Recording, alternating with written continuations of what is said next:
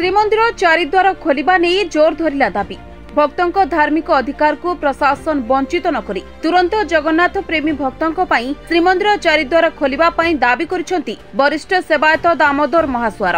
नहेले से खूब शीघ्र आमरण अनशन को ओह्लाइबाकू चेतावनी दैछंती। चलित वर्षर रथयात्रा समन्वय कमिटी बैठक रे एही दाबी उठाइछंती वरिष्ठ सेवायत दामोदर महासुआर। से कहिछंती जे राज्य सरकार श्रीमंदिर चारिद्वार न खोलिबा अति दुखदायक। एहा द्वारा भक्तों धार्मिक अधिकार क्षुण्ण होछि। श्रीमंदिर परंपरा अनुसार श्रीमंदिर चारिद्वार धर्म अर्थ काम मोक्षर द्वार। भक्त माने विभिन्न मानसिक नहीं श्रीमंदिर आसी महाप्रभु को दर्शन करुछंती। हेले तीन द्वार बंद करा जाई केवल सिंह द्वार भक्तों पई खोला रहिबा भक्तों धार्मिक अधिकार को क्षुण्ण करुछि। एहा छडा श्रीमंदिर चारिद्वार प्रवेश कटकणा जोगु भक्त माने बहुत हैरान होउछंती। घंटा घंटा धरी लाइन रे रहउछंती भक्त। एहा द्वारा वरिष्ठ नागरिक महिला शिशु माने बेस असुविधा भोगुछंती। सेहिपरि श्रीमंदिर चारिद्वार प्रवेश कटकणा जोगु भक्त आर्थिक शोषण करा जाउछि। केतेक असाधु पुलिस कर्मचारी जगन्नाथ मंदिर रे थिबा स्वतंत्र पुलिस तथा जेटीबी माने भक्तों को विभिन्न द्वार रे प्रवेश बेले टंका देबा पई दाबी करूछंती बोली वरिष्ठ सेवायत दामोदर महासुआर कहिसंती। 2 वर्ष ला मोर इला मुख्य प्रसंग एटा मु छत्तीस नियोग एवं आमर जो कोड कमिटी भितर उठे एटा बाहर को माने पचार होइनी।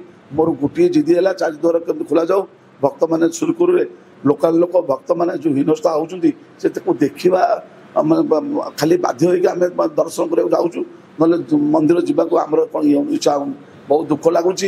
आशा सरकार कुंभीर निद कांदणा दे कुंभकर्ण भाया जो निदर शोचती आपण मैंने इलेक्शन पूर्व जदि ये न आपण मैंने लोटारे पचे दिंतु क्या भोट दवा आवश्यक नहीं।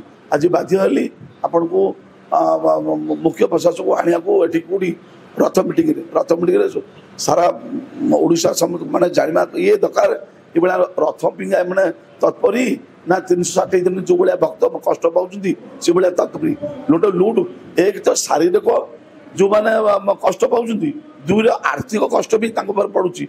मंदिर भीतर जावाक 300 मंदिर भीतर प्रभु पाक दर्शन करने 500 जड़े लोक 800 टका देले दर्शन कर 4 दिन तले मोर प्रमाण अच्छी मु बिना प्रमाण कथा कहनी गोटे भक्त आसी मत लिखित कौन देखते 300 टका मुझे नदेली मत पुलिस बाहर पुलिस मत बाहर लाइन रु धक्का दी मत मैंने काटिदेला। तेणु मु आज कही जदि आप यार समाधान आप समाधान न कर अनशन करी अनशन जो सुफल न आमरण अनशन करी एने सरकार को सह आलोचना करा जाई पदक्षेप नियाजिबो बोली केन्द्रांचल आरडीसी कहिसंती। पुरीरु शशांक शेखर महापात्रଙ୍କ रिपोर्ट एनएनएस ओडिया।